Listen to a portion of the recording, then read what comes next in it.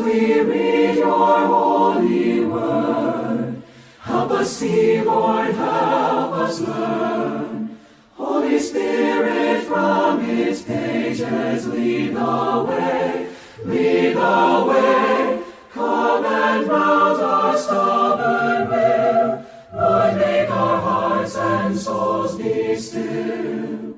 As we read your word, may we heed it and obey. 레위기 23장 4절 그리고 10절부터 14절까지 우리 보겠습니다. 23장 4절 너희가 정한 때에 거룩한 집회로 선포할 주의 명절들은 이러하니라. 23장 10절부터 14절 자 시작. 이스라엘 자손에게 말하고 그들에게 이르라. 너희는 내가 너희에게 주는 땅에 들어가 그 땅의 수확물을 거둘 때에 너희 수확물의 첫 열매 한 단을 제사장에게로 가져갈 것이요 제사장은 너희를 위한 것이니 내가 그 단을 받도록 주 앞에서 흔들되 안식일 다음 날에 그것을 흔들지니라. 너희는 그 단을 흔드는 날에 1년 되고 흠없는 어린 순양을 번제 헌물로 주께 드리며 그것의 음식 헌물로는 기름을 섞은 고운 밀가루 10분의 2 에바를 불로 예비하여 주께 드리는 헌물로 삼아 향기로운 냄새가 되게 하고 그것의 음료 헌물로는 포도즙 4분의 1 흰을 쓸지니라. 너희는 너희 하나님께 헌물을 가져오는 바로 그날까지 빵이든지 볶은 고기든지 푸른 첫 이삭이든지 먹지 말지니 그것은 너희 모든 처소에서 너희 대대로 영원한 법규가 될지니라. 자, 오늘은 주의 7대 명절 중에서 오늘은 초실절에 대해서 보도록 하겠습니다. 먼저 유월절과 무교절과 초실절에 대해서 우리가 같이 함께 잠깐 먼저 다시 한번 살펴보고 그 다음에 초실절을 살펴보겠습니다. 전에도 말씀드렸지만 유월절과 무교절과 초실절은 이 절기들은 계속 같이 이어지면서 함께 지켜졌습니다. 가나안 땅은 초실절을 경축하는 굉장히 적절한 장소였습니다. 이스라엘 백성이 광야 순례 여행을 하는 동안에는 유월절과 무교절을 지켰지만 초실절과 그 다음의 절기들을 지키려면 그들은 먼저 약속의 땅 가나안 땅을 정복하고 차지해야만 했습니다. 왜냐하면 초실절에 드리는 것이 무엇이었어요? 곡식단이었죠. 첫 열매들과 또 오순절 때도 열매들을 드리는 것이었기 때문에 열매를 거두려면 광야를 방황하는 자들이 그렇죠. 그 소산을 얻을 수도 없고 그 소산을 또 드릴 수도 없었죠. 그러니까 가나안 땅에 정착해서 이제 해야 할 일이었습니다. 그들이 부르심을 받은 목적지는 광야가 아니라 바로 약속의 땅 가나안 땅이었습니다. 그들은 광야를 통해서 훈련을 받고 배워야 했지만 광야는 그들이 거할 곳이 아니었습니다. 하나님께서 이스라엘 백성을 출애굽시킨 목적은 바로 광야가 아니라 젖과 꿀이 흐르는 아름다운 땅이었습니다. 그래서 신명기 전에 설교를 했었는데 하나님께서 우리를 광야로 인도하시는 까닭에 대해서 쭉 시리즈로 제가 수요일 날 설교했는데 그 말씀에 있는 그 본문 신명기 8장 7절부터 11절에 보면 이렇게 기록되어 있습니다. 주 내 하나님께서 좋은 땅으로 너를 데려가시는데 그곳은 물 시내가 있고 골짜기와 산에서 흘러나오는 샘과 깊은 곳이 있는 땅이요 밀과 보리와 포도와 무화과나무와 석류가 나는 땅이며 기름 올리브와 꿀이 나는 땅이니라. 그곳은 내가 먹을 빵이 부족하지 않은 땅이요 내게 아무것도 모자라지 않을 땅이며 그 땅에 들은 쇠요 내가 그곳의 산에서 놋을 캐리라. 내가 먹어 배부르게 될 때에 주 내 하나님께서 내게 주신 좋은 땅으로 인해 그분을 찬송하리로다. 너는 내가 이날 내게 명령하는 그분의 명령과 판단의 법도와 법규를 지키지 아니하므로 주 내 하나님을 잊어버리지 아니하도록 조심할지어다. 자, 하나님께서 가나안 땅을 통해서 어떻게 해요? 거기서 이제 이 초실절과 이제 그 뒤에 절기들을 지킬 수 있도록 하나님께서 인도하시겠다고 약속하고 계심을 보게 됩니다. 자, 여기서 주님께서 인도하셨을 때 여기서 한 가지 제가 좀 과외로 좀 짚고 넘어갈 부분은 가장 우리가 주의할 때가 언제냐? 배부를 때예요. 먹을만 하고 배가 부르면 우리는 하나님을 잊어버린다라는 겁니다. 이 인간 본성이 그래요. 잘나면 다 교만하고 자기가 잘난 줄 알고 어려우면 그때는 막 하나님 앞에 매달리게 되는 것을 보게 됩니다. 가장 우리가 영적으로 조심해야 될 때가 어려울 때도 시험에 들 수도 있지만 부할 때 하나님을 잊어버리게 되고 하나님을 의지하지 않게 되고 하나님을 멀리하기 더 쉽다는 거예요. 그래서 주님께서 가나안 땅으로 너희들을 약속한 땅으로 인도하겠는데 그것은 너무 풍부해서 너희가 걱정을 안 해도 된다. 아무 염려가 없다. 그렇죠? 땅의 소산들이 풍성히 나는 것이고 심지어는 광물들도 여기에 난다 그랬죠? 쇠와 노까지도 광자원까지도 꽉 찼다고 말씀을 하세요. 그런데 그곳에서 이제 너희가 배부르게 될 때 하나님을 잊지 말라. 이것을 기억하라. 라고 이야기했죠. 그래서 마지막에 내 하나님을 잊어버리지 아니하도록 조심할지어다 라고 말씀하십니다. 여하튼 주님께서 그들을 이제 이러한 가나안 땅에 인도하셨을 때 그들이 해야 할 첫 번째가 바로 이 초실절과 관련되어 있다는 것을 보게 됩니다. 그들은 그곳에서 첫 열매를 주님께 드리면서 시작했습니다. 자, 무교절은 일주일간 계속되는데 그 첫날과 마지막 날에는 거룩한 모임으로 모였고 다음 둘째 날에서 여섯째 날까지 5일간은 그들은 어떻게 했어요? 일을 하게 되었습니다. 이날에 그들이 해야 한 일이 무엇일까요? 바로 여기에 오늘 말씀에도 나옵니다. 이 날을 지키면서 레위기 23장 9절부터 14절에 따르면 그들은 초실절 지키면서 하나님께 어떻게 했어요? 곡식단, 그렇죠? 수확을 거두어서 곡식단을 주님께 흔들어 바치는 일을 했다는 것입니다. 자, 부활절은 사실 6월절 무교절 기간 중에 그 뒤에 첫 번째 안식일 다음 날로 요일로는 언제입니까? 일요일에 해당하는 것입니다. 잘 주의하셔야 됩니다. 그리고 6일절이 있는 그 안식이 아니라 그렇죠? 6월절이 니산월 1월 14일에 시작된다 그랬죠. 14일 밤부터 시작된다 그랬습니다. 그래서 예수님께서 6월절 어린 양으로서 그날에 돌아가셨죠. 그 뒤에는 고통을 나누시고 그날에 이제 돌아가셨습니다. 안식일이 무교절이 시작된 안식일에서부터는 어떻게 했어요? 이 죄인들을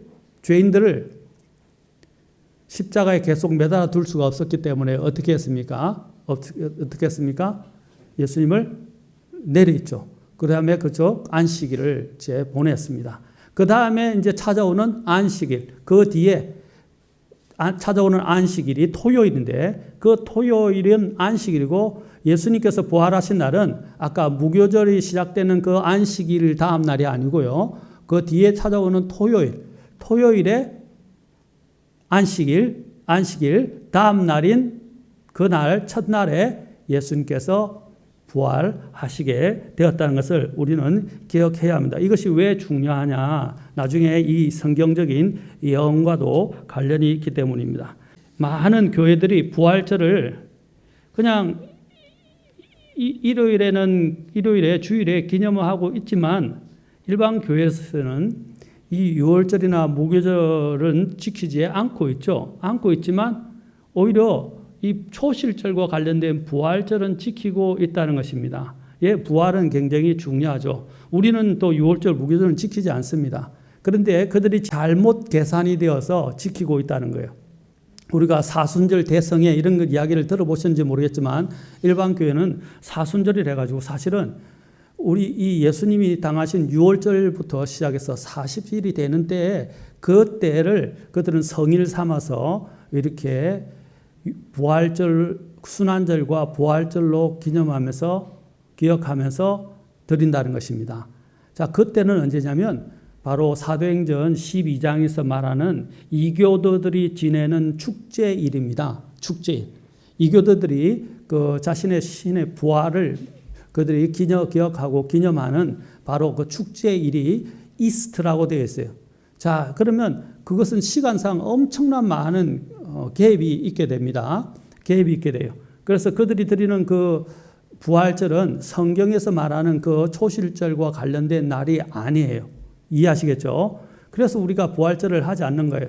이 부활절의 의미를 퇴색시키는 많은 또한 행사들인데 계란을 뭐 한다든지, 그렇죠? 계란을 구워서 옛날에 교회에서 주고 막 이렇게 이야기했는데 그런 것들이 다 이스트라고 불려지는 이교도의 축제일에서 벌어졌던 행사 중에 하나였습니다. 그 행사가 교회 안으로 들어오게 됐고 그것이 부활절로 둔갑을 해서 지금 부활절을 기념하고 있어요. 예, 부활절을 기억하는 것은 좋은 일입니다. 그러나 우리가 그 부활절을 지킨다고 하더라도 성경에서 예언되어진 그죠? 예수님이 부활하신 그때를 중심으로 생각을 하고 지켜야 되지. 이것이 이교도들이 축제로 지내고 있는 그 날을 기념해서 지켜서는 안 된다는 것입니다. 그래서 우리는 그 이교도의 풍습에서 유래된 그런 부활절 행사나 부활절 기념을 하지 않는 이유가 여기에 있는 것입니다. 우리의 부활절은 매주일이 부활절입니다. 그렇죠? 매주일 날 우리는 주님이 부활하신 그 첫날을 기억하고 그 주일날 바로 안식일 첫날이잖아요. 바로 그 주일날 우리는 주님께 경배를 드리는 것입니다.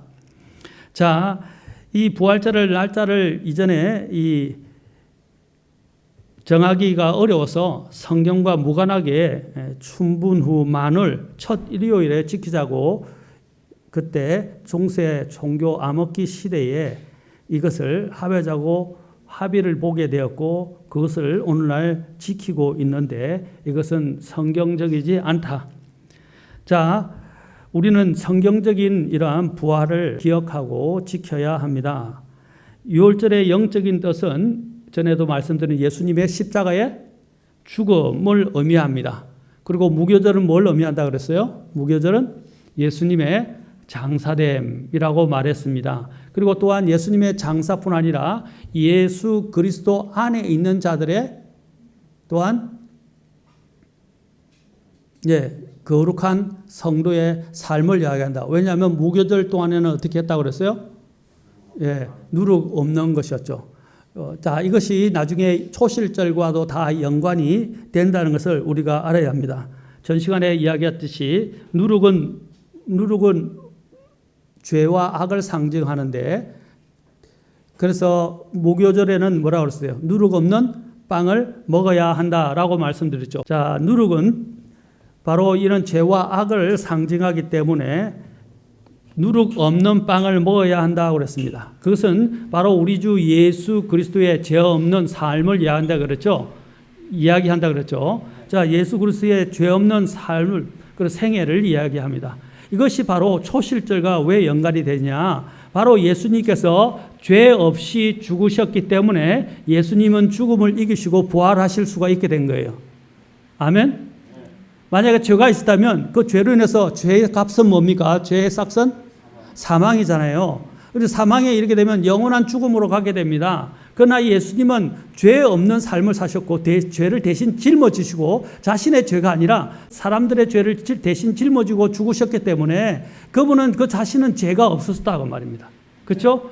대신 그 죄값을 지불하신 것이 자신의 죄의 값을 지불하신 건 아니에요. 그래서 사망이 그분을 붙들어 놓을 수 없었어요. 사망에 쏘는 것은 죄요. 그 끝은 사망이라 그러는데 사망이 그분을 쏠 수도 없었고 사망이 그분을 붙들어 놓을 수도 없었던 이유가 바로 그분이 죄가 없었기 때문입니다. 아멘. 그래서 예수님께서는 늘 말씀하시기를 나는 생명의 빵이라고 말씀하셨고 그날 이 무교절에서는 바로 누룩 없는 빵을 드셨는데 그것은 바로 죽음이 그분을 주장하지 못하고 다스릴 수 없다는 것을 말씀해 주는 거예요. 그래서 사도행전 2장 24절에 보면 이런 말씀이 있습니다. 같이 보실까요? 사도행전 2장 24절에 베드로가 하나님의 말씀을 선포하는데 이렇게 선포를 합니다. 자, 이 예수님을 받아들이지 않는 유대인들, 그 예루살렘에 모인 유대인들에게 복음을 선포하면서 그가 아주 힘있게 강력하게 이렇게 외칩니다. 사도행전 2장. 자, 2장 여러분 이해를 돕기 위해서 22절부터 보겠습니다. 너희 이스라엘 사람들아 이 말을 들으라. 너희 자신도 아는 바와 같이 하나님께서 나사렛 예수님을 통하여 기적들과 이적들과 표적들을 너희 한가운데서 행하사 그분을 너희 가운데서 하나님의 인정받은 사람으로 삼으셨느니라. 그분께서 하나님의 정하신 보십시오. 계획과 미리 아심을 통하여 이게 계획이 뭡니까? 바로 여기 있는 7대 명절이 주님을 예표하는 거라고 그랬죠. 아까 6월절은 예수님의 어린 양으로 죽으신 예수님의 십자가의 죽으심을 이야기한다 그랬죠. 그렇죠? 무교절은 뭐라 그랬어요? 죄 없는 예수님의 생애, 생애와 그렇죠 장사를 이야기한다 그랬죠. 그 다음에 성도의 죄 없는 그리스도 안에 있는 성도의 정결한 삶을 이야기한다고 그랬습니다. 그 다음에 초실절은 뭘 의미합니까? 결론적으로 말하면 예수님의 부활을 의미하는 것이죠. 자, 그것을 의미하는 거 보십시오. 그분께서 하나님의 정하신 계획과 미리 아심을 통하여 넘겨짐에 너희가 그분을 붙잡아 사악한 손으로 십자가에 못 박아 죽었으나 24절 같이 읽겠습니다. 시작. 하나님께서 그분을 사망의 고통에서 풀어 일으키셨으니 이는 사망이 그분을 붙들 수 없었기 때문이라. 제가 말씀드렸잖아요. 사망이 그분을 붙들어 놓을 수가 없었단 말입니다. 왜냐하면 그분은 죄 없는 삶을 사셨고 죄 없이 돌아가셨기 때문에. 아멘. 그래서 그분은 무덤을 여시고 죽음을 이기시고 부활하실 수 있게 된 것입니다. 예수 그리스도에게는 생명과 부활의 권능만이 작용합니다. 그렇기 때문에 그분은 죽음에서 부활하신 것입니다. 주님은 의롭고 거룩하실 뿐만 아니라 바로 여기서 뭐라고 생명의 통치자이시라고 말합니다. 사도행전 뒤에 3장 14절부터 15절을 보십시오. 그 뒤에 보면 뭐라고 말하고 있습니까? 자, 이렇게 말합니다. 너희가 거룩하신 분, 곧 의로우신 분을 부인하고 살인자를 너희에게 달라고 구하여. 이 살인자가 누구죠? 바라바를 강도였던 살인자 바라바를 그들은 살려달라고 이야기를 요구하고 오히려 예수님을 십자가에 죽이라고, 처형에 죽이라고 그들은 요구했죠. 그렇죠? 그래서 여기서 살인자를 너희에게 달라고 구하여 뭐라고 말합니까? 뒤에 보십시오. 생명의 통치자를 죽였도다. 그러나 그분을 하나님께서 죽은 자들로부터 일으키셨으며 우리는 그 일의 증인이니라. 그분은 생명의 통치자였다는 것입니다. 그렇죠? 그리고 또한 아까 죽음이 그분을 붙들어 놓을 수 없기 때문에 그분은 무덤에서 다시 일어나서 부활하셨습니다. 로마서 5장 17절과 21절에 보면 한 사람의 범죄로 말미암아 사망이 한 사람을 통하여 군림하였을 텐데 이 한 사람이 누구죠? 첫 번째 사람 아담, 그렇죠? 첫 번째 아담을 이야기합니다. 그런데 은혜와 의의 선물을 넘치게 받는 자들은 한 사람 예수 그리스도를 통하여 더욱더 생명 안에서 군림하리라. 예수 그리스도를 통해서 어떻게 한다고요? 생명 안에서 군림하게 될 것이다 라고 말하고 있어요. 아까 예수님께서 어떤 분이라고요? 생명의 통치자. 그렇죠? 또 그분은 죄가 없었기 때문에 죽음이 그분을 붙들어 놓을 수 없었다라고 말씀하고 있습니다. 이것은 바로 우리 주님의 부활을 본격적으로 의미합니다. 이 초실절에 이스라엘은 그들이 어떻게 했습니까? 맨 처음 거둔 수확물인 먼저 보리를 수확하고 그 다음에 오순절 때 밀을 수확하게 됩니다. 그래서 그 첫 수확물이 뭡니까?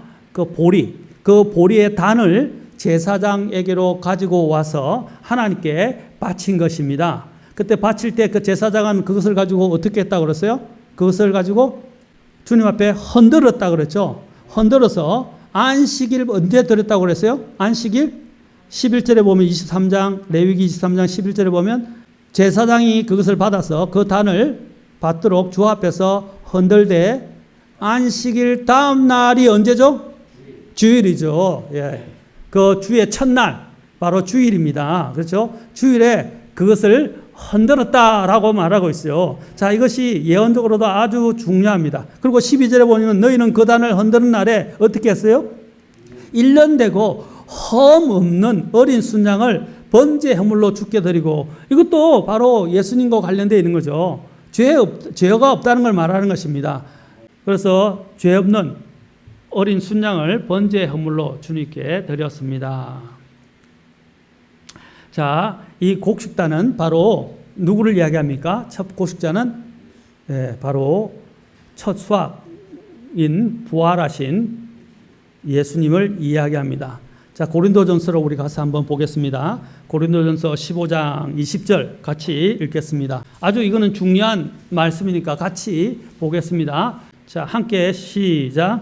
그러나 이제 그리스도께서 죽은 자들로부터 일어나사 잠든 자들의 첫 열매가 되셨도다. 뭐랬어요? 다 잠든다는 죽는 거 아닙니까? 그런데 잠든 자들의 첫 열매, 잠들었다는 것은 이제 죽었다는 의미인데, 특히 여기서 잠든 자들의 첫 열매가 것은 그분이 부활하셨다라는 것을 말해 주는 것입니다. 첫 열매가. 자, 그분은 죽은 자 가운데서 처음 나신 자로서 자신을 하나님께 자신을 드림으로써 첫 열매의 단을 어떻게 했어요? 흔드는 날을 존중하셨고 그 날을 주님이 지키신 거예요. 그분이 실체로서 지키신 거예요. 예루살렘 성전 휘장이 찢어지기 전에 이스라엘의 제사장은 그 단을 빈 껍데기의 형태로 흔들었겠죠. 왜냐하면 그들도 절기를 지키고 있었으니까. 그런데 예수님은 자기 자신을 유월절에 어린 양으로서 자신을 들이셨고, 그렇죠? 또 무교절처럼 그분은 자신의 죄 없는 삶으로 자신은 또 무덤에서 장사되셨고, 이제 여기서 지상의 제사장이 그 단을 받아서 초시절지면서 흔들고 있었을 때 예수님은 어떻게 하셨어요? 네, 부활하셔서 어디로 가셨어요? 하나님 아버지께로 가셔서 자기 자신을 어떻게 하셨어요? 네, 이렇게 했겠죠. 하나님 앞에서 손을 흔드시면서 아버지 안녕하십니까 하고 자신을 흔들면서 하나님 아버지 앞에 나타나셨다는 거예요. 아멘. 그래서 땅에서 있는 것들은 그림자인데 이제 그림자가 폐지되고 어떻게 예수님이 실체로서 이제 부활을 통해서 하나님 앞에서 어떻게 했습니까? 그분은 첫 열매의 곡식단이 되어서 흔들었다는 것입니다. 얼마나 놀랍습니까? 동시다발적으로 이 모든 것이 이루어지게 된 것입니다. 이제 실체가 오면 우리는 어떻게 되죠? 그림자를 버려야 되겠죠. 그래서 우리는 이제 더 이상 유대인들의 유월절, 무교절, 또 첫실절도 우리는 지키지 않습니다. 주일날 되면 어떻게? 주일날 우리는 이 예배를 통해서 주님의 부활을 기념함으로써 우리는 이 초실절을 지키는 거예요. 아멘? 그 모든 걸 지키는 것입니다. 마가복음 16장 1절부터 4절에 보면 안식일이 지났을 때 막달라 마리아와 야고보의 어머니 마리아와 또 살로메가 가서 그분께 기름을 바르려고 향품을 사두었다가 주의 첫날이라고 되어 있어요. 마가복음 16장 2절에 주의 첫날에 매우 이른 아침 곧 해 돋을 때에 그들이 돌무덤에 갔다라고 이야기를 했어요. 그래서 돌무덤이 닫혀 있다고 생각해서 이 돌무덤을 우리를 위하여 누가 굴려줄 것인가? 여자들이 힘이 없잖아요. 돌무덤이 엄청 컸다고요. 이것은 장정들이나 이렇게 굴릴 수 있지 이 연약한 여인들이 가서 돌무덤을 굴리기에는 우리가 택도 없다고 그러죠. 택도 없었어요. 그런데 이미 그 돌이 굴려져 있었고 예수님께서는 이미 그곳에 계시지 않으셨다는 것입니다. 빈 무덤이었다는 것입니다. 이 여인들이 이른 아침 일찍 갔다가 무덤이 비어있음을 알게 되고 깜짝 놀랐죠. 주님께서 바로 다시 살아나신 것입니다. 무엇으로 살아나셨다고요? 잠자는 자의 첫 열매인데 바로 초실절에 독식단으로서 그분은 살아나신 것입니다. 그래서 그분을 표현할 때 잠자는 자들의 첫 열매가 되셨도다 하는 말로 표현하는 것입니다. 그래서 그 위대하신 첫 단은 수확을 통해서 어떻게 해요? 이미 하나님 아버지께로 거두어 드려졌죠. 예, 하늘로 받아들이셨잖아요. 그렇죠? 이제 그 이후로 하나님께서는 이제 수확을 거두시기 시작합니다. 그게 어떤 수확입니까? 이바로 본격적인 수확철. 그렇죠. 오순절과 관련됐죠. 본격적인 수학철과 관련되는데 이 수학은 뭘 말하는 것입니까?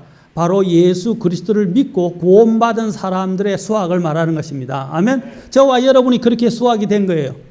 아멘. 그래서 이제 그분의 첫 열매 같이 이렇게 잠자는 자들의 첫 열매라고 할 때 이 첫 열매가 보면 킹제임스 성경에 보면 the first fruit예요. 그냥 fruit이 아니고 first fruit의 복수예요. 그러니까 잠자는 열매에 속해 있는 거죠. 같이. 이렇게 예수님께 붙어 있는 거예요. 아멘. 예수님께 붙어 있단 말입니다. 그렇죠? 자, 그 예수님께 붙어 있는 자들, 자, 그와 더불어 이제 본격적인 수학이 있게 되고, 그 다음에 그 끝이 있을 것이라고 말하고 있습니다. 예수님께서는 죽은 자 가운데서 처음 나신 분으로서 잠자는 자들의 첫 열매가 되시고 하나님 앞에서 연락되셨습니다. 그분은 하나의 미랄로서 홀로 죽으셨지만 살아나신 후에는 더 이상 혼자가 아니라 죽은 자들 가운데서 처음 나신 자가 그분은 되셨고, 로마서 8장 29절에 보면 뭐라고 되어 있습니까? 많은 형제들 중에서 라고 되어 있어요. 많은 형제들 중에서 처음 난 자가 됐다. 다시 말하면 맏아들이 됐다는 거예요. 처음이 되었다는 것입니다. 이제 그분은 그분의 새로운 세대를 여신 것입니다. 아멘? 그렇죠? 죽은 자 가운데서 처음 난 자가 누구예요? 예, 죽었다가 살아난 사람들은 있었죠. 성경에도 보면 죽었다가 살아난 사람, 특히 대표적으로 나사로도 있었잖아요. 그러나 나사로나 그 죽었다가 살아난 사람들은 다 어떻게 됐어요?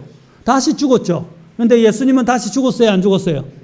안 죽었죠. 그래서 영원히 사시는 분이기 때문에 여기서 처음 나셨다는 말은 영원히 부활하셔서 사신 분을 이야기하는 것입니다. 이제 그분이 그것의 첫 테이프를 끊으신 거예요. 그 테이프를 끊고 난 다음에 우리는 어떻게 해요? 이제 그분께 속해서 이제 그분과 함께, 그렇죠? 이제 다시 살아날 소망을 갖고 살아가는 거예요. 그 약속은 우리에게 확실하게 주어진 것입니다. 이러한 새로운 주님과의 우리의 관계는 부활 아침에 주님께서 일어나신 주님께서 직접 말씀을 하시면서 그 산 길을 열어 놓으셨습니다. 예수님께서는 부활하시고 자신을 찾아왔던 마리아들을 만나시면서 이렇게 말씀하셨어요. 예수님께서 그녀에게 이르시되 내게 손을 대지 말라. 내가 아직 내 아버지께로 올라가지 아니하였노라. 다만 내 형제들에게 가서 그들에게 이르되 내가 내 아버지 곧 너희 아버지 내 하나님 곧 너희 하나님께로 올라간다 하라 하셨어요. 못 만지게 하셨단 말이에요. 왜? 이것은 처음에 누구에게만 먼저 드려야 돼요. 하나님께 먼저 드려야 되기 때문에 아무도 못 만지게 했어요. 보이기만 하시고 주님께서 아버지 하나님께 가서 자신이 첫 곡식단으로서 자신을 제사장이 흔들었던 것처럼 자신을 어떻게 해요? 주님 앞에서 첫 열매로서 흔들어 들으신 것입니다. 그래서 예언을 성취하신 거예요. 자, 이 첫 열매 되시는 그리스도의 부활은 그분에게서 그냥 끝나는 것이 아니라 예수 그리스도 안에 있는 성도들에게도 그분의 생명의 약속과 소망이 주어진 것입니다. 얼마나 감사한지 모릅니다. 이것을 이제 피력하려고 사도 바울이 그 많은 장을 할애한 거예요. 고린도전서 15장이 이제 우리는 부활의 장이라고 이야기를 합니다. 고린도전서 15장. 자, 여기 12절부터 자 보십시오. 사도 바울이 이것을 어떻게 선포하고 있습니까? 고린도전서 15장 12절부터 24절에 보면 이렇게 말합니다. 자, 좀 많지만 보겠습니다. 이제 그리스도께서 죽은 자들로부터 일어나셨다고 선포하였거늘 너희 가운데 어떤 자들은 어찌 죽은 자들의 부활이 없다고 말하느냐. 만일 죽은 자들의 부활이 없으면 그리스도께서 일어나지 아니하셨느니라. 또 그리스도께서 일어나지 아니하셨으면 우리의 선포하는 것이 헛것이요 너의 믿음도 헛것이며 참으로 우리가 하나님께 대한 거짓 증인으로 드러나리니 이는 우리가 그분께서 그리스도를 일으키셨다고 하나님께 대해 증언하였기 때문이라. 자, 16절 만일 죽은 자들이 일어나지 아니하면 그리스도께서도 일으켜지지 아니하셨으리라. 그리스도께서 뭡니까? 테이프를 끊었다고 그랬죠. 저 테이프 선봉에 서신 거예요. 그렇죠? 그래서 그리스도의 그 부활은 이제 누구의 부활을 장담해 주는 거예요? 보장해 주는 거예요? 예, 우리 성도들의 부활을 보장해 주는 아주 중요한 사건이다 이 말입니다. 그렇죠? 그래서 예수님이 일으켜졌기 때문에 우리도 일으켜질 수 있다고 사도 바울이 바로 아주 강하게 지금 강조하고 있는 것입니다. 또 그리스도께서 일으켜지지 아니하셨으면 너희의 믿음이 헛되고 너희가 여전히 너희 죄들 가운데 있으며 따라서 그리스도 안에서 잠든 자들도 멸망하였느니라. 만일 우리가 이 세상 삶을 사는 동안에만 그리스도 안에서 소망을 갖는다면 모든 사람들 중에 우리가 가장 비참한 자니라. 그러면서 여기서 말씀하시잖아요. 그러나 이제 그리스도께서 죽은 자들로부터 일어나서 잠든 자들의 첫 열매가 되셨도다. 자, 그래서 21절 잘 보세요. 사망이 사람을 통해 임한 같이 누구예요? 첫사람 아담. 그렇죠? 죽은 자들의 부활도 사람. 이건 누굽니까? 마지막 아담, 둘째 아담이신 예수 그리스도를 이야기하는 거죠. 예수 그리스도를 통해서 임하였나니 아담에서 모든 사람이 죽은 것 같이 그리스도 안에서 모든 사람이 살게 되리라. 그러나 각 사람이 차례대로 된다라고 말해요. 자기 차례대로 되리니 먼저는 첫 열매인 그리스도, 첫 열매인 그리스도 있죠? 이 복수라고 말씀드렸어요. 그 다음은 그리스도께 오실 때에 그분께 속한 사람들, 이게 교회예요. 그 다음에 고린도전서 24절에 보면 그때의 끝이 오리니 이것은 이삭 죽기라고 이야기해요. 여러분 수확을 거두고 난 다음에 이스라엘 백성들을 어떻게 했어요? 고아나 가부들을, 그렇죠? 가난하고 어려운 사람들이 먹을 수 있도록 어떻게 해요? 이삭을, 그렇죠? 치우지 않았잖아요. 죽지 않았죠? 그것은 그들이 와서 그것을 거둬가서 자신의 생계를 이어갈 수 있도록 배려하는 마음에서 시작된 거예요. 자, 이것이 성경적 예언과 관련되어 있어요. 예수님이 여기서 첫 열매인 그리스도 할 때 예수님께 붙어 있던 자들이 있었어요. 그들이 누구냐? 바로 구약 성도들이 부활한 거예요. 바로 구약 성도들이 부활해서 예수님과 함께 하늘로 올라갔습니다. 예수님과 함께 죽었던 강도 제가 이야기했죠. 그 강도를 보고 주님이 뭐라고 하셨어요? 너가 나와 함께 낙원에 있다고 그랬는데 그 낙원이 지금 어떻게 됐다고 그랬어요? 비어서 하늘로 옮겨졌다고 그랬죠. 언제 옮겨졌느냐? 예수님이 부활할 때 옮겨진 거예요. 이해하시겠습니까? 그래서 그 낙원에 예수님과 함께 있던 그 강도가 이제 예수님과 부활할 때 예수님과 함께 저 하늘 낙원으로 옮겨지게 된 거예요. 그래서 지금 이 지하에는 낙원이 없어요. 이제는. 그 지옥이라고 이야기하면 이제는 진짜 불지옥을 이야기하는 거예요. 이전에는 지옥이라고 이야기할 때, 구약에서 지옥이라고 할 때 그것은 지하 세계를 다 이야기했어요. 그런데 지금은 지하 세계에 낙원이 있어요, 없어요? 없으니까 지옥이라면 이제 땅에 있는 형벌의 장소만을 이야기하는 것입니다. 그래서 그 낙원이라는 것이 지금 하늘로 옮겨져서 그곳에 있게 된 것입니다. 자, 그래서 첫 열매, 이것을 우리가 한번 더 다음에 제가 더 자세히 예언을 통해서 살펴보겠지만 마태복음 27장 52절 보십시오. 어떤 일이 일어나냐면 예수님이 부활할 때 놀라운 사건이 일어나게 됩니다. 예수님이 죽으셨을 때도 어떻게 했어요?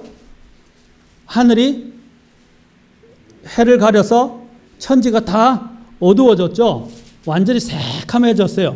그런 이상한 일이 일어났는데, 자, 그 다음에 예수님이 부활할 때도 엄청난 일이 일어났다고 이야기를 합니다. 마태복음 27장 51절 2절 보십시오. 자, 이게 보십시오. 이에 보라, 예수님이 돌아가실 때, 자, 성전의 휘장이 위에서 아래까지 둘로 찢어지고, 예수님이 돌아가실 때 성전의 휘장이 찢어졌다고 나오죠? 자, 그런데 보십시오. 땅이 진동하며 바위들이 터지고 무덤들이 뭐라고 그랬어요? 열리니 잠든 성도들의 많은 몸이, 이게 나오잖아요. 잠든 성도들의 많은 몸이 일어나 그분의 부활 뒤에 무덤 밖으로 나와서 거룩한 도시로 들어가 많은 사람들에게 보이니라. 여러분, 이게 성경에만 기록된 게 아니라 고대 그 이스라엘의 그 문헌에, 그 당시 문헌에도 이 사실이 기록되어 있어요. 죽은 자들이 일어나가지고 예루살렘을 할보했다는 거예요. 성경은 단 한 구절로 이야기하지만 이것은 다 증거 기록 자료들이 다 있다는 거예요. 이런 놀라운 일들이, 아까 뭐랬어요? 주님이 잠자는 자들의 첫 열매, 주님과 함께 붙어 있던 것이 복수라 그랬잖아요. 주님과 함께 붙어 있었던 구약 성도들의 부활을 말하는 것입니다. 자, 그 다음에 또한 에베소서 4장으로 가서 잠깐 보겠습니다. 자, 4장 7절부터 보세요.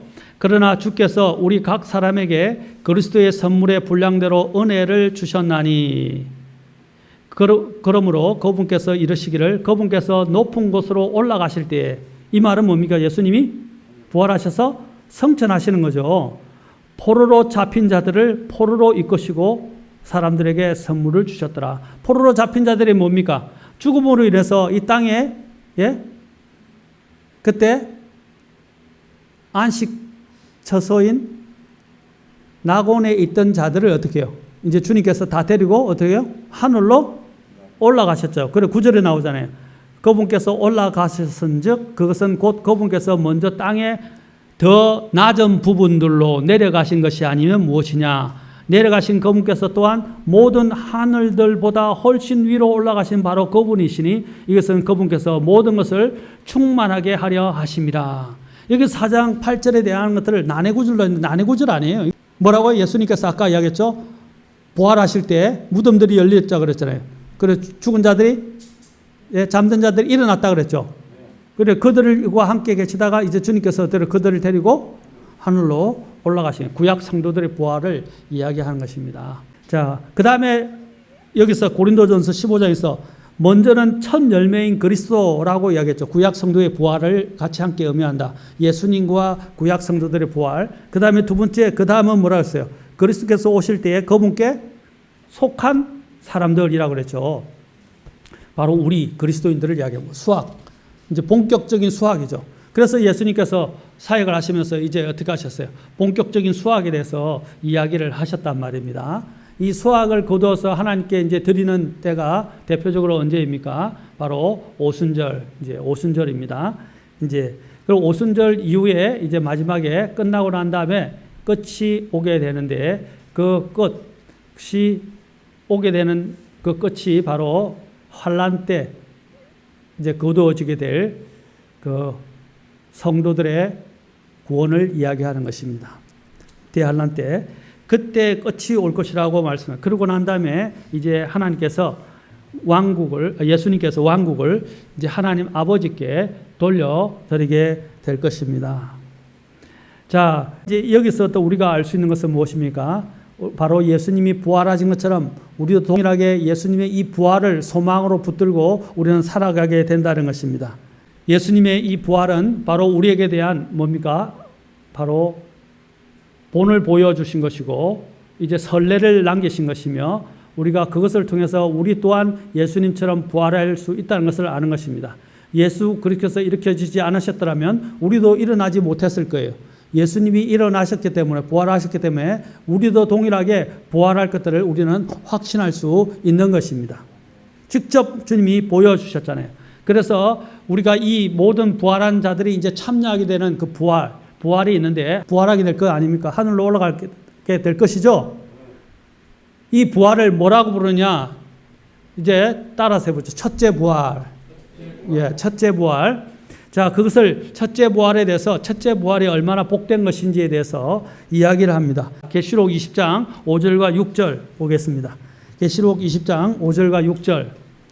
자, 거의 다 됐습니다. 계시록 20장 5절과 6절. 자, 여기 보면 그 나머지 죽은 자들은 그 천년이 끝날 때까지 다시 살지 못하였더라. 이것은 첫째 부활이니라. 또 설명합니다. 20장 6절. 그 첫째 부활에 참여하는 자는 복이 있고 거룩하도다. 둘째 사망이 그들을 다스릴 권능을 갖지 못하고 도리어 그들이 하나님과 그리스도의 제사장이 되어 천년 동안 그분과 함께 통치하리로다. 자, 첫째 부활에 참여하는 자는 복이 있고 거룩하도다 그랬어요. 이 첫째 부활은 뭡니까? 모든 구원받은 자들이 주님 앞에 그렇죠? 있게 되는 때입니다. 다시 살아나서 있게 되는 때예요. 환난 성도들까지도 다 첫째 부활에 참여해서 주님 앞에 있게 될 것입니다. 그러나 첫째 부활에 참여하지 않는 자들은 무엇입니까? 주님을 믿지 않고 거부하는 모든 사람들은 이 첫째 부활에 참여하지 못합니다. 그들에게는 어떤 부활이 있게 돼요? 이제 영원한 둘째 사망에 이르기 위한 그들이 부활이 있게 될 것입니다. 자, 그 부활에 대해서 그 장면을 계시록 20장 그 후반부에서 계속 이야기를 하고 있지 않습니까? 계시록 후반부에서 무엇을 이야기합니까? 크고 흰 왕자 심판에 대해서 이야기를 하죠. 크고 흰 왕자 심판. 이 크고 흰 왕자 심판, 다른 말로는 그냥 백보자 심판이라고들 이전에 그냥 그 개역 성경에서 나온 용어들을 그대로 쓰고 있는데, 자, 이 백보자 심판 때는 어떤 일들이 일어납니까? 이거는 바로 아까 첫째 부활에 일어나지 못한 자들이 참여하게 되는 거예요. 그들은 어떻게 됩니까? 하나님의 위엄 있고 무섭고 두려운 그 큰 흰 왕자 심판에 그들이 앞에 서게 되어서 결국 어떻게 됩니까? 자, 보십시오. 12절에 나오죠. 12절에 또 내가 보면 죽은 자들이 작은 자나 큰 자나 할 것 없이 하나님 앞에 서 있는데, 여기 이 죽은 자들은 누굴까요? 예, 예수님을 믿지 않고 죽은 자들. 그렇죠? 바로 이들이 바로 하나님의 큰 흰 왕자 심판 앞에 서게 될 것입니다. 여러분, 그것을 애니메이션으로 그려놓은 영화가 있는데요. 너무 작품을 진짜 잘 만들었어요. 제가 지금 이게 애니메이션 만드는 걸 녹화해놨는데, 그걸 여러분들하고 다음에 한번 같이 보면 좋겠어요.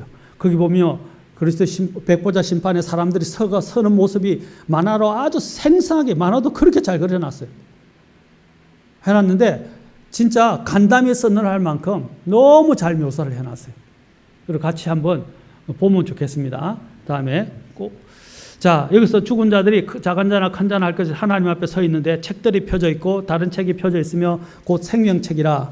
죽은 자들이 자기 행위들에 따라 책들에 기록된 그것들에 근거하여 심판을 받았더라. 자, 첫째 부활에 참여하는 자는 복이 있지만 첫째 부활에 참여하지 못한 자들은 어떻게 돼요? 이제 그들이 어디에 던져지게 됩니까? 둘째 사망에 던져지게 될 것이다. 바로 그래서 14절과 15절에서 둘째 사망에 대해서 언급하고 있고, 그 다음에 계시록 21장 9절, 8절에서 또 둘째 사망에 대해서 언급합니다. 자, 그래서 주님을 믿는 자들은 계시록도 앞에서 보면 둘째 사망이 우리를 다스리지 못한다 그랬어요. 아멘? 우리는 왜냐하면 사망에서 생명으로 옮겨졌잖아요. 예수님 때문에. 그 예수님이 부활하셔서 우리에게 이 생명을 주신 거예요. 그리고 이 부활의 소망을 주신 거예요. 이제 우리가 부활의 날이 오게 되면 하나님의 음성을 듣고 우리는 그 부활 때 일어나서 어떻게 해요? 이제 이 첫째 부활에 참여하게 될 것입니다. 아멘? 우리는 또 부활하고 또 이 첫째 부활에 다 참여하게 돼요. 이 모든 것이 첫째 부활에 속하는 거예요. 바로 이 초실절이 의미하는 바가 이거예요. 예수님께서 부활, 예수님의 부활, 그리고 예수님이 잠자는 자들의 첫 열매가 되셔서 우리에게 이 부활의 소망을 남겨주신 것입니다. 아멘? 이제 우리가 이 소망을 가지고 있다 그런다면 이제 우리가 당당하게 살아야죠. 또 감사하면서 살아야죠. 아멘? 이 의미가 얼마나 큰지 몰라요. 이것은 바로 구약에 있는 이 7대 명절들이 바로 오늘날 우리 있게 되는 이러한 성도들의 앞으로 하나님의 계획, 하나님의 또한 경륜을 이리 하나씩 우리에게 성취하면서 보여주신 것입니다. 예수님이 바로 그 모든 것을 성취하신 실체가 되십니다. 이제 저와 여러분들에게 이 부활의 소망을 주신 주님께 우리는 감사합시다. 그리고 이 부활의 소망을 붙잡고 믿음 안에서 비록 힘들지만 이 세상에 참 사는 것이 쉽지 않지만 우리가 기쁘게 감사하며 이 소망을 붙잡고 살아가시는 저와 여러분이 되실 수 있기를 주의 이름으로 축원합니다. Open my eyes and let me see glimpses of truth you have for me. For in your word I find the truth that sets me free.